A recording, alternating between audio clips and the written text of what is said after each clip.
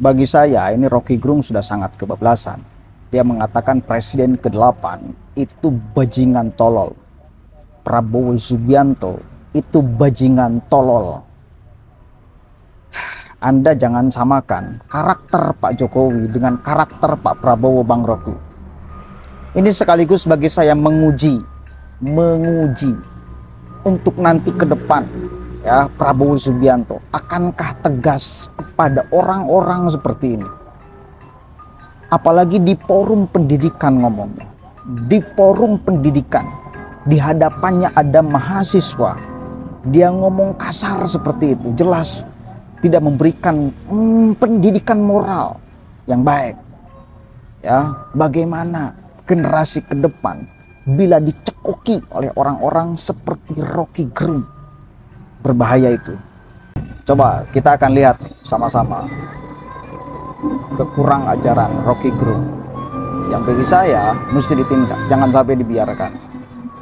Sekarang saya tidak ragu-ragu mengatakan Presiden ke-8 kita adalah bajingan tolol.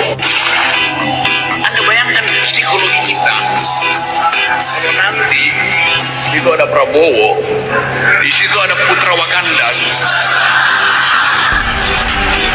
Apa Anda nggak mules setiap hari? Anda pasti mules. Saya putra itu punya problem. Ada rasa nausea, orang Prancis bilang, rasa mual secara psikologis. Karena Anda tahu genealogi, asal-usul, asbabun nusul dari peristiwa pemilihan presiden kemarin. Fakta-fakta ini saya mau terangkan pada saudara. Karena seringkali kita dihipnosis untuk menerima seolah-olah kita nggak mampu untuk mengucapkan kritik. Sama seperti kasus saya, sampai sekarang di Bareskrim ada 37 kasus saya tuh dilaporin. Jadi saya senang diundang oleh Unipma karena di sini saya jadi narasumber sebelum saya jadi narapidana. Tapi untung sekali Pengadilan Negeri Jakarta Selatan memutuskan bahwa saya tidak bersalah. Gugatan yang meminta pengadilan memutuskan Rocky Gerung tidak boleh memberi ceramah di semua platform, universitas, LSM, YouTube, macam-macam, tidak boleh tuh, seumur hidup. Bahkan yang minta itu adalah pasukannya Kaisar Wakanda. Tapi perubahan politik mengubah paradigma itu, akhirnya saya dibolehkan lagi. Dan gugatan itu ditolak oleh pengadilan. Artinya sekarang saya tidak ragu-ragu mengatakan Presiden ke-8 kita adalah bajingan tolol. Oke. Itu ngomongnya di hadapan mahasiswa, saudara, di hadapan mahasiswa, orang yang diharapkan membangun bangsa dengan moral, intelektual yang tinggi, adab, akhlak, tetapi dicekoki oleh orang-orang yang sangat provokatif dan tidak mendidik. Rocky Gerung provokatif itu. Jadi orang macam Rocky Gerung itu salah satu orang yang bagi saya sangat berbahaya, sama dengan ekstrim kanan. Cuma jubah yang membungkus Rocky itu demokrasi, kebebasan berpendapat, hak asasi manusia, intelektual. Jadi kalau mau dikatakan ekstrim kanan, ekstrim kiri, orang seperti Rocky Gerung. Orang-orang ekstrim kanan pun sama berbahaya, jubahnya agama, tapi sama-sama berbahaya, sama-sama bertujuan boleh jadi untuk pemberontakan, memberontak kepada pemerintah yang sah, kepada presiden yang sah. Boleh saja Anda mengeluarkan kritik, sah-sah saja, nggak jadi soal. Cuma coba, nggak ada gitu bahasa yang lebih pantas bukan halus, lebih pantas disampaikan oleh orang yang ngakunya sebagai seorang filsuf, yang ngakunya sebagai seorang akademisi, profesor. Layakkah keluar kalimat-kalimat itu? Layak enggak?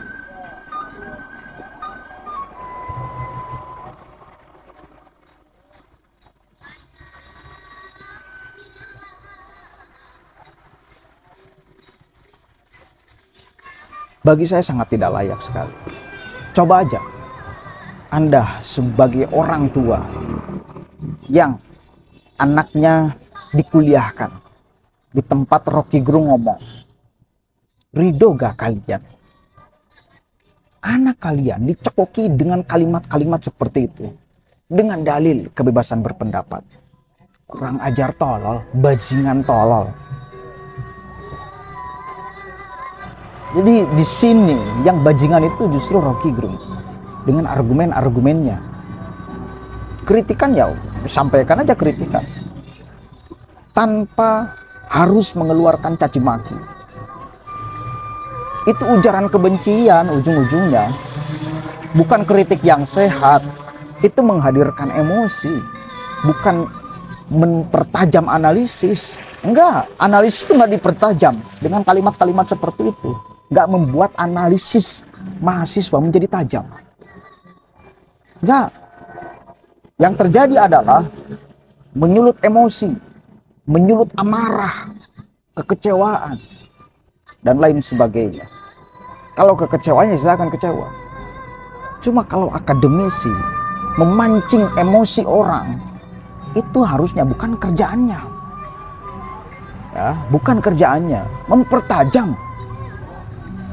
pikiran mahasiswa, bukan memperburuk pikiran mahasiswa, bukan mempertumpul kecerdasan, ya, mempertajam emosi, bukan. Itu ya. Jadi mestinya kayak gitu. Sekali lagi saya katakan, orang-orang seperti Rocky di dalam berbicara, dari teh, sika halangan. Ini sangat layak sekali dijerat oleh delik. Apa kurang pasal untuk menjerat orang-orang seperti ini? Bagi saya sudah sangat cukup pasal untuk menjerat orang-orang yang kurang ajar di dalam mendidik mahasiswa. Ya, aneh. Ada lagi kampus yang mengundangnya. Ini astagfirullahaladzim. Bismillah. Dah datang makanannya, saya akan langsung makan dulu ya.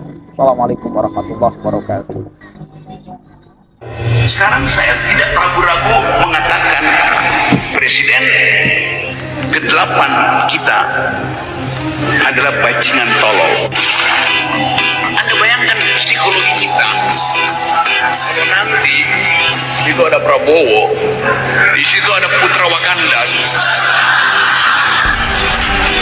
Apa Anda nggak mules setiap hari? Anda pasti mules. Saya mau terangkan itu punya problem. Ada rasa nausea, orang Prancis bilang, rasa mual secara psikologis. Karena Anda tahu genealogi, asal usul, asbabun nusul dari peristiwa pemilihan presiden kemarin.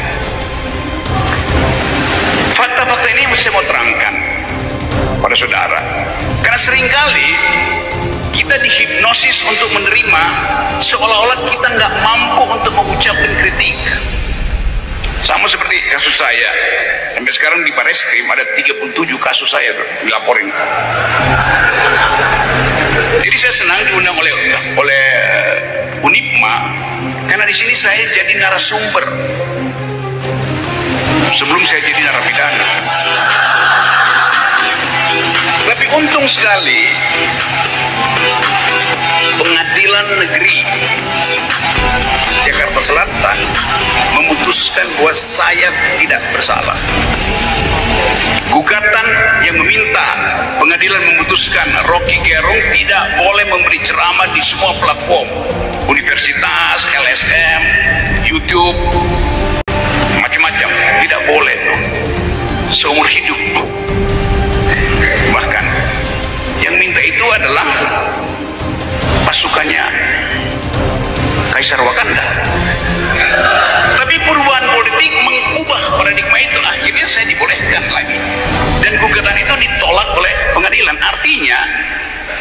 saya tidak ragu-ragu mengatakan presiden ke-8 kita adalah bajingan tolol.